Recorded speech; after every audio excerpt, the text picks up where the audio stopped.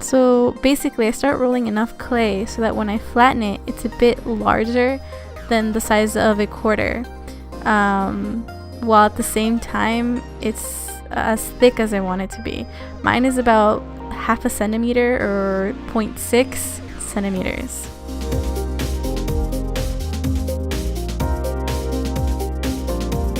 Also, when I go to flatten it, I roll it up like how you see now, like kind of like a cylinder. I don't know if it does anything, but that's just how I did it. I don't know if it's better to just flatten it as just a ball, but that's just how I did it.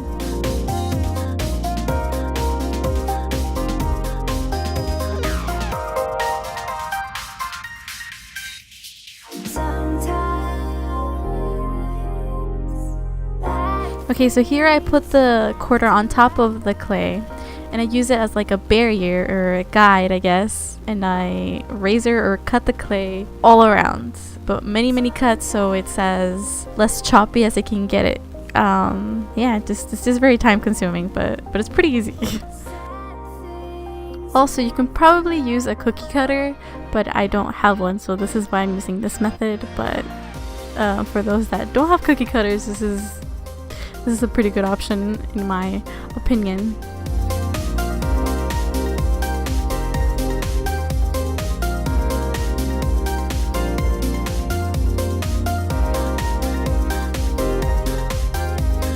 Basically what I'm doing here is softening the choppiness from the cuts as best as I can. It's not going to get very smooth, well, at least not with my clay, because my clay is very hard because I've had years with this clay. But you kind of soften it. So, at the end I polish it, I guess you can say, and it lessens the choppiness, but yeah.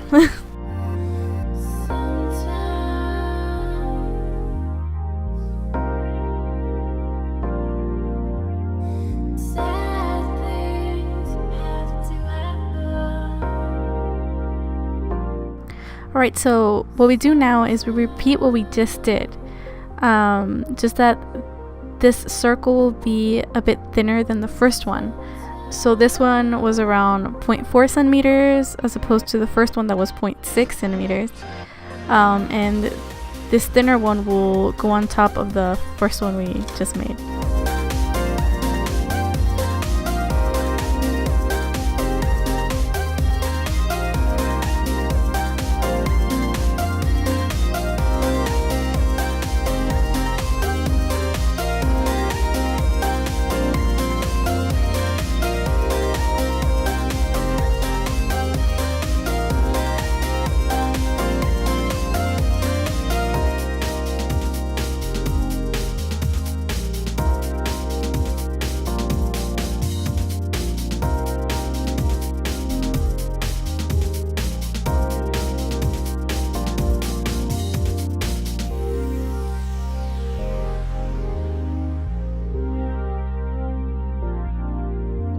Okay, so what I'm doing here is that I'm softening the choppiness like before, and also I don't know if you can tell, but on the charm that's already made, the edges are rounded. So what I do here is basically that I round the edges that are harsh on just the freshly cut piece of clay, and I soften it and I round it as best as I can. Also, if the clay kind of lifts because of your pushing, like the pushing, it's good to like flatten like that right now like I just did, and it kind of gets rid of that little bumps.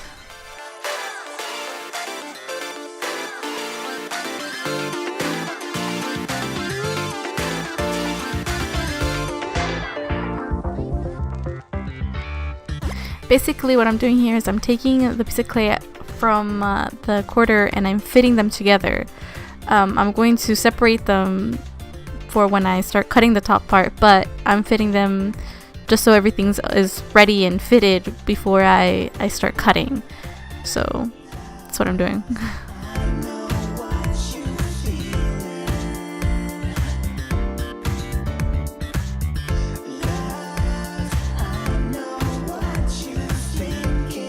Basically what I'm doing here is I'm getting a dime and I am placing it over it And I'm making little tiny indentations with this safety pin, little really light indentations, just to help me guide when I draw the inner rim. The diamond is too big for what I wanted, but it's just a guide, so when I go in and draw it, it's a more decent circle.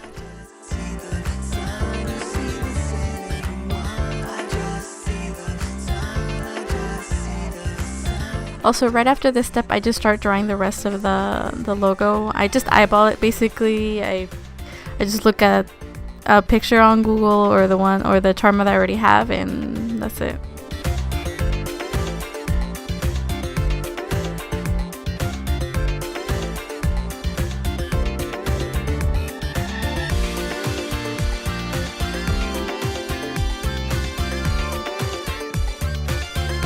Alright, so what I'm doing now is I am going over the drawing I just drew, like the lines, and I am making a really deep indentation that helps me with the cutting process. It just guides the razor, and yeah, it kind of just assists with that process.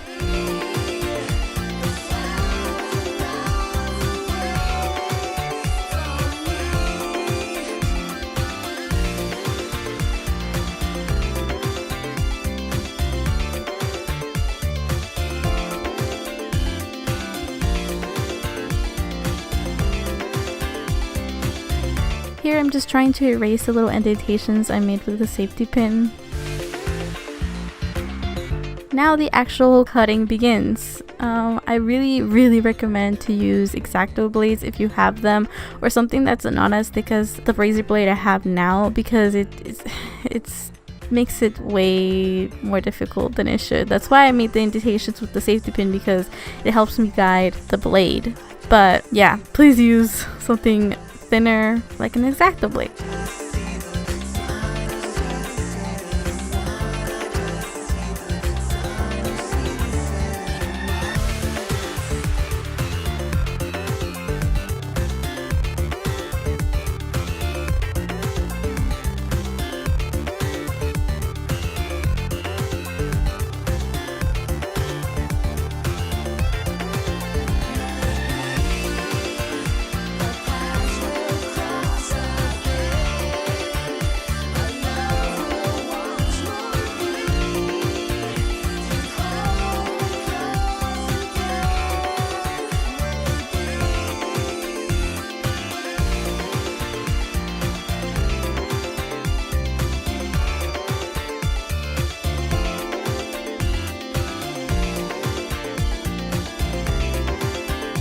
Here I'm trying to scrape the little pieces of clay that I missed at the edges, since it's hard to get everything because my razor blade is so big.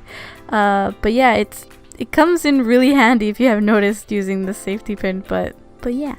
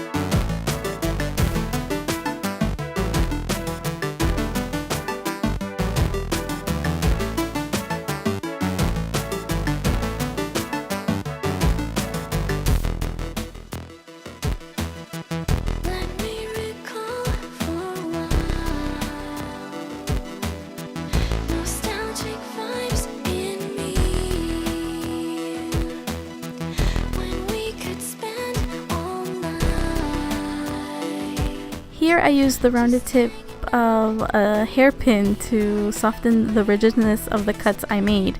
I'm sure there's better tools for this, like rubber tools, to smooth things down, but I don't have any, so that's why I'm using this this hairpin.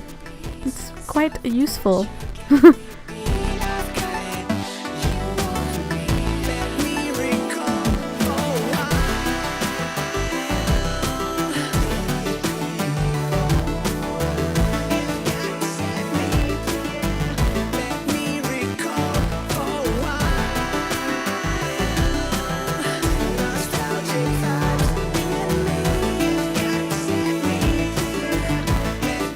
Here I felt that the piece was a bit straight, so I went in and fixed that. I just cut pieces off and made it look more round. And that's basically it. And then I also went in and smoothed things out.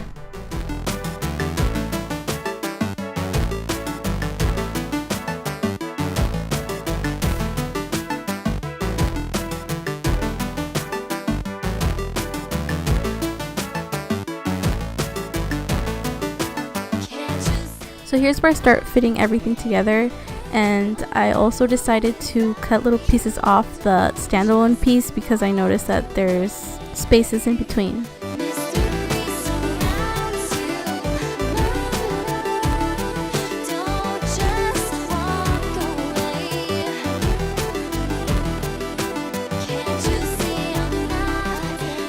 And here is where I put the eye pin. A little tip, I usually bend the eye pin because I've noticed that it's harder for the eye pin to fall off the charm this way. And right after this you bake it. And the last thing I do before painting, or in your case glazing if you're using colored clay, is sanding. I couldn't find normal sanding paper, so I just used like nail filing thingy. It works pretty well, believe it or not.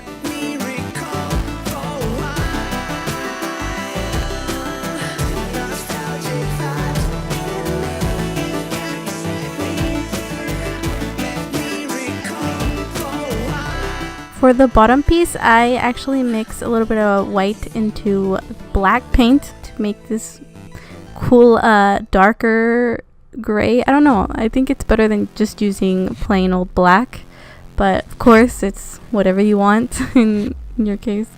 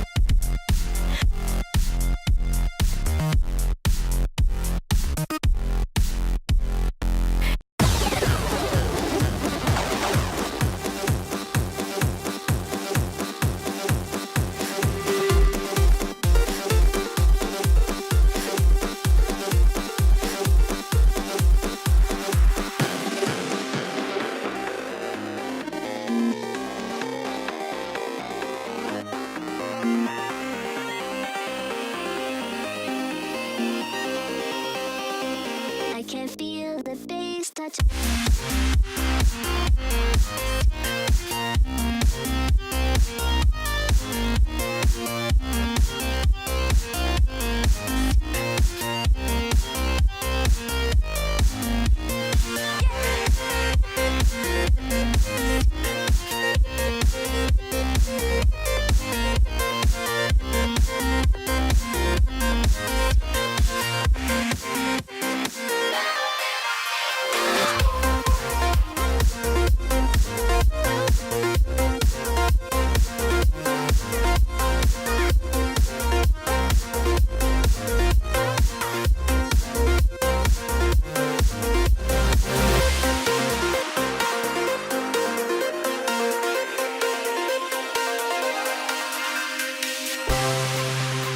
And the last step of this long process is glaze.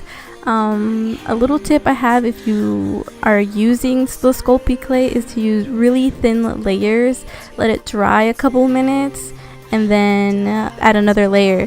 If it happens to look a little bit foggy, it's okay, because the next day when it fully dries, it should be gone.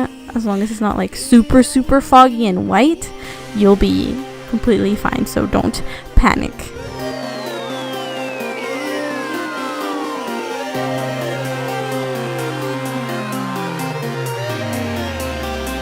And that is how I made my Overwatch charm. I'm so sorry that this video is so damn long. I tried to shrink it as much as I could, but I recorded 2 hours worth of video. It takes me a long time to make the charms this way, but yeah, I'm sorry. Anyway, I really hope this was helpful to you, and please give me tips as well to help me improve my tutorials for later videos. And yeah, if you like the music you heard throughout the video, it's all made by Shea Music. If you liked his music, please check it out. I'll leave the links in the description below. And yeah, thank you so much for watching, and good luck.